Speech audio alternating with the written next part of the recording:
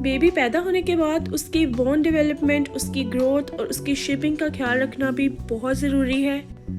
इन चीज़ों के लिए ये वीडियो देखना बहुत ज़रूरी है। हम बच्चे को ग्रो तो कर लेते हैं लेकिन उसकी शेपिंग, उसकी ग्रोथ और उसकी प्रॉपर डेवलपमेंट का ख्याल नहीं रखते।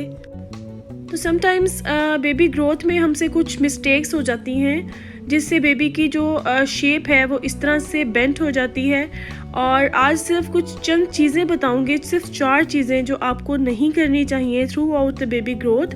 और ये क्यों होती है बेबी की इस तरह से बेंट पोजीशन, ये भी मैं आपको बताऊंगी। और वो 4 चीज़ें बहुत इम्पॉर्टेंट है जिनको अक्सर हम बॉदर नहीं करते, लेकिन वो बहुत ज़्यादा ज़रूरी है कि उनके ऊपर जो है वो फोकस किया जाए, जिससे 1 साल तक जो है वो बेबी की प्रॉपर ग्रोथ, प्रॉपर डेवलपमेंट और हर चीज़ का चेक रखा जा सकता है।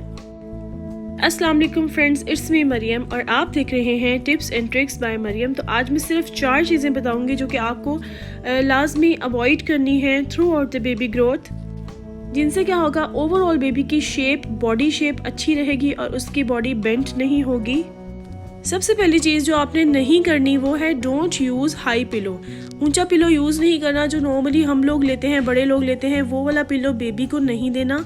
बच्चों के कुछ स्पेसिफिक पिलोज़ होते हैं जिनके ऊपर उनको लेटाया जाता है, तो हमें वही स्पेसिफिक पिलोज़ ही यूज़ करने चाहिए। ऊंचा पिलो यूज़ करेंगे तो उससे क्या होता है, एक्चुअली न्यू बॉर्न की जो बोन स्ट्रक्चर होता है, उसकी बॉडी होती है बहुत सॉफ्ट और बहुत नाजुक होती है।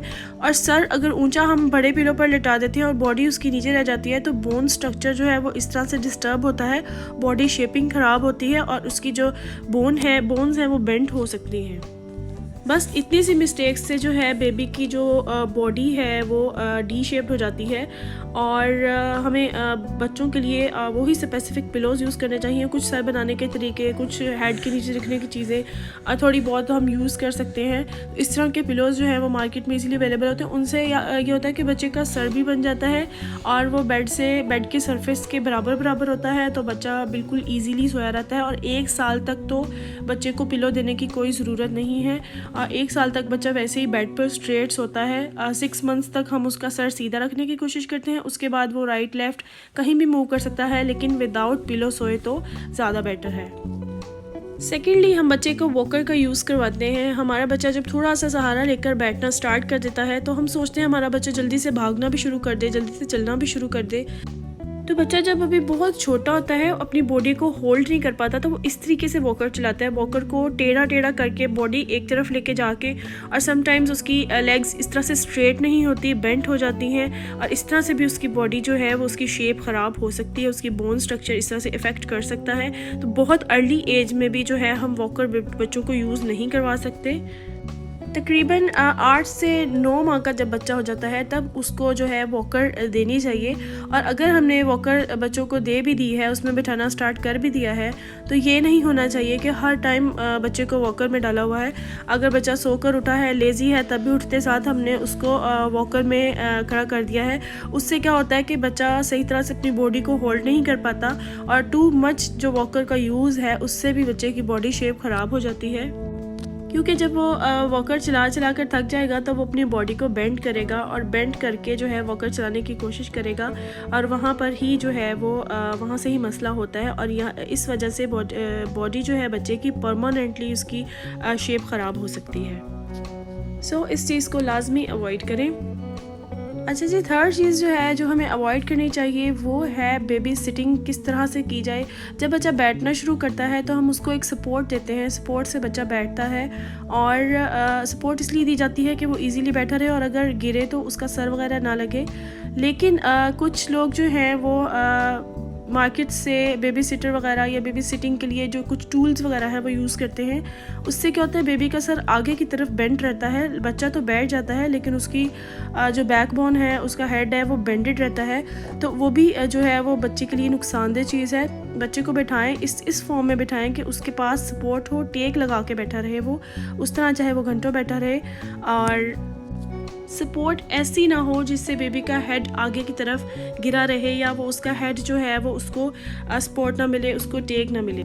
और जितनी देर बच्चा अपनी खुशी से बैठता है उतनी देर ही हमें उसको बिठाना चाहिए। बहुत ज़्यादा देर बच्चे को नहीं बिठाना चाहिए, सपोर्ट देकर भी जितना वो इजीली बैठ सके उतना ही बिठाना चाहिए। हर काम बच्चा अपने टाइम पर करता ही अच्छा लगता है।